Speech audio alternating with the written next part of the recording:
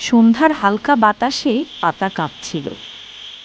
রাস্তার একপাশে মাহজাবিন তার ছোট ভাই আলভির হাত ধরে হাঁটছিল। তার পর্দার ভেতর থেকেও দৃষ্টিতে ছিল এক অদ্ভুত স্থিরতা। কোনো কারণ ছাড়াই তার চোখ ছুটে গেল সেই পুরনো বেঞ্চটার দিকে। সাবির। সে বসে আছে একদম নীরবভাবে, চোখে জল জমে আছে, মুখটা একদম পবিত্র মনে হচ্ছে আজ। কপালে সিজদার চিহ্ন, হাতে কোরআনের একটি ছোট কপি। সাবিরের এমন রূপ দেখে মাহজাবিনের চোখ কয়েক মুহূর্ত আটকে যায়, তবে পরক্ষণেই সে মুখ ফিরিয়ে নেয়। কিন্তু এই ক্ষণিকের চাহনিটুকুই ছিল এক ইঙ্গিত, এক রহস্যময় বোধের বহিঃপ্রকাশ, যা সাবিরের হৃদয়ে প্রবলভাবে নাড়া দিয়ে গেল। সেই রাতেই সাবির একা একা হাঁটছিল বাড়ির ছাদে, মনে মনে বলছিল, ওর চোখে কি আমি গর্ব দেখেছি, নাকি সহানুভূতি, নাকি আল্লাহর জন্য ভালোবাসা? সে কল্পনা করতে পারে না মাহজাবিন তার দিকে তাকাবে, তাও এমনভাবে যেখানে ঘৃণার ছিটেফোঁটাও নেই। এমন কিছু মনে মনে চলতেই থাকে। ঠিক তখনই সাবিরের ফোনে আসে এক মেসেজ। বন্ধু রাফি বলে, ভাই কিরে, মাহজাবিন তোকে ফিরেও তাকায় এখন। তুই যে খেলের বাইরে চলে যাচ্ছিস, একবার আয়, তোর জন্য একটা প্ল্যান করেছি। সাবির প্রথমে উত্তর দিতে চায় না, কিন্তু বারবার রাফি, জনি, ইমতিয়াজ সবাই একের পর এক মেসেজ দিতে থাকে। জনি বলে, তুই আমাদের সঙ্গে ছিলি এক সময়, এখন কি দাওয়াত দেওয়ার ছেলে হয়েছিস? ইমতিয়াজ বলে, চল একটা মজার কাজ করি, মাহজাবিনের কাছ থেকে সরাসরি শুনি ও তোকে কি মনে করে। সাবির ঠিক করে সে যাবে, তবে এবার নিজেকে প্রমাণ করার জন্য, না যে তারা যা বলবে তাতে সে আর ভাঙবে না। পরদিন স্কুলে ছাত্ররা জড়ো হয় পেছনের বারান্দায়। জনি হাসতে হাসতে বলে, ভাই সাবির, এবার একটা সত্যি কথা বল, তুই মাহজাবিনকে পছন্দ করিস না? সবাই চেয়ে থাকে। সাবির গভীর দৃষ্টি মেলে বলে, আমি একসময় শুধু তাকিয়ে থাকতাম, এখন আমি তার মতো হতে চাই। হঠাৎ সবাই স্তব্ধ, তাদের হাসি মিলিয়ে যায়। রাফি বলে, ভাই তুই কি সত্যিই বদলে গেছিস?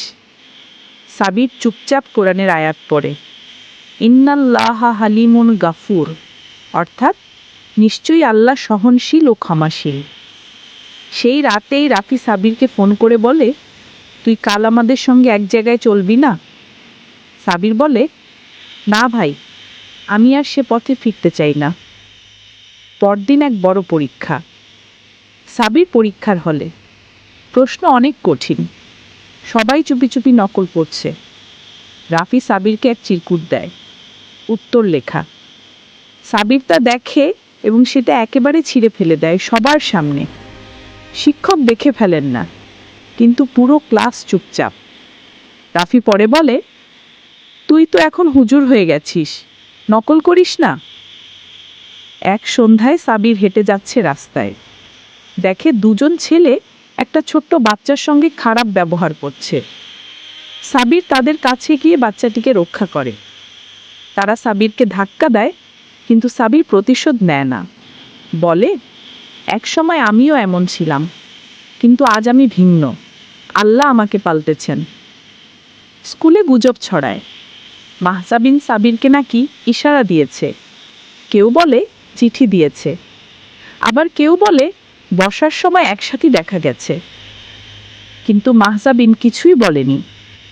স্কুলে সিসিটিভি ফুটেজ দেখা হয়, সাবিরকে পরিষ্কারভাবে দেখা যায়। সে আলাদাভাবে চলাফেরা করে, কারোর সঙ্গে খারাপ ব্যবহার করে না, মাহজাবিনের সঙ্গেও দূরত্ব বজায় রাখে। এক রাতে মাহজাবিন তার মায়ের সঙ্গে বসে চা খাচ্ছিল। মা বলেন, ওই ছেলেটা সাবির, তাকে যেন আজকাল বদলে যেতে দেখছি। মাহজাবিন কিছু বলে না, শুধু বলে, আল্লাহ যদি কাউকে হিদায়াত দিতে চান, কেউ তা আটকাতে পারে না। পরিশেষে এক সন্ধ্যায় সাবির আবার সেই পুরনো বেঞ্চে বসে, কাঁধে ব্যাগ, ব্যাগে তাফসির কিতাব, হাতে তসবিহ।